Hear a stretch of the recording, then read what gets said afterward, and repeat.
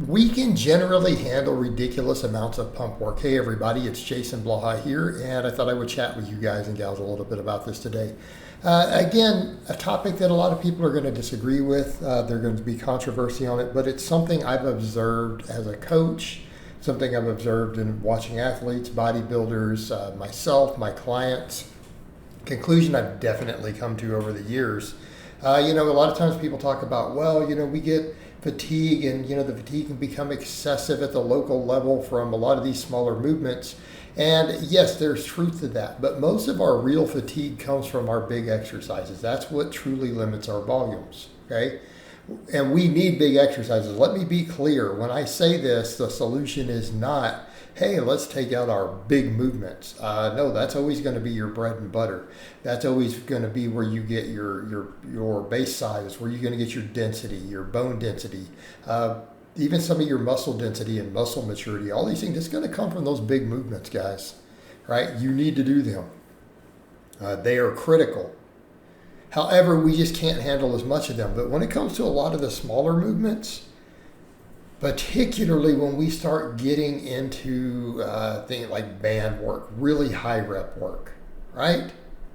Not even the heavy rep work, because I'm not talking about 8 to 10. I'm talking we start going above 10 reps. We start talking isolation movements in the very high rep ranges. We can handle tremendous amounts of volume on these, okay? We can handle tremendous amounts of volume.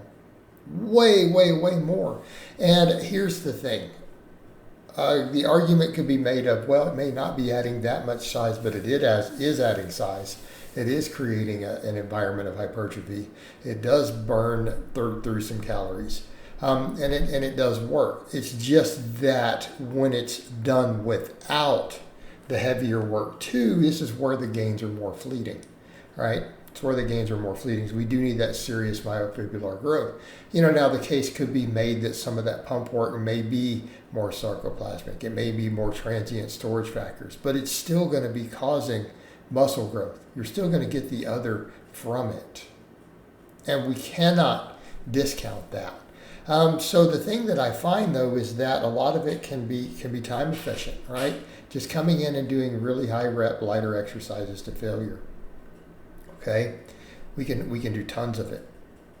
And I noticed that, and remember when I was exclusively closed grip benching, and then I had a phase in there where I did ridiculous amounts of band work, and I had some coaches even come in and say, you're just going to overtrain your triceps with that. But I wasn't overtraining my triceps with it. It wasn't a problem. And I was doing some weeks as many as 20 sets of band press downs. And what happened, my closed grip bench eventually started climbing. Okay? Because on my closed grip bench, where was I always weakest? At the lockout. Right? And I'm like off the chest with my wider grip. And all that band work brought that up. So there was definitely some hypertrophy happening, because before long I hit a 20-pound PR on a closed grip bench and pushed through the point, that last fourth of the exercise, where I used a stick. Now, can we say that I gained triceps during all that? I think that I did. But I mean, it was an absurd amount of pump work, right? It was an absurd amount. Now, was I doing some floor pressing and speed benching and all that stuff too? Sure.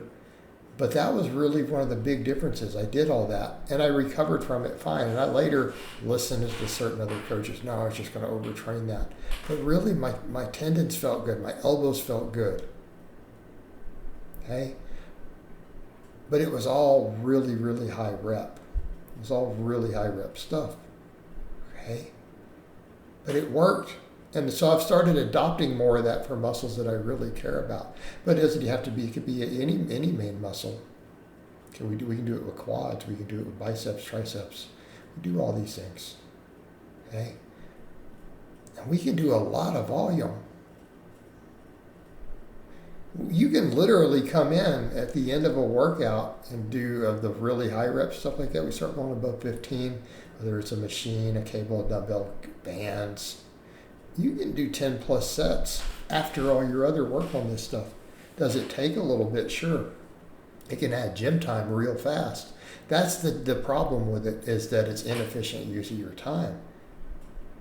But does it add potential gains to the table? Yes. Is it easily recoverable? Yes. Does it help with soft tissue? I mean, again, we talk about overuse, and certain things can cause overuse.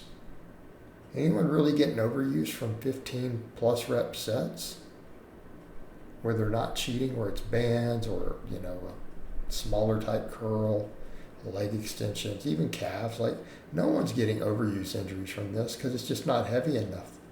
And if anything, I find that it improves tendon health. I mean, that was the thing with the band work. I realized early on with band work, all my lifters who had elbow tendonitis, we used to do phases of really high rep band work. Lifters who had tricep weaknesses on their bench. This is before I shifted towards physique and bodybuilding stuff. I realized that a long time ago, stuff we realized. It helps with these things. Okay? It helps with the tendon health. It's soft tissue work. It gets blood flow. All right? There's something to be said for that. Brings a lot to the table. So we can do these things, and especially a lot of these different peripheral muscles like that. But could the same be said even for barbell work? Could we come in and do tons of barbell curls like that? Sure. Does it work? I mean, look at that. What's it? The Matt Irving guy, right? The guy has a nerve issue to where he can't do certain types of pressing and pulling, so he does endless sets of arms. He does legs too, right? The guy's got big jacked arms. It's worked, and he's not having problems. He recovers from it just fine. He does ludicrous numbers of sets though sometimes, right? Does ludicrous numbers of sets, but it's working for him. It's getting results,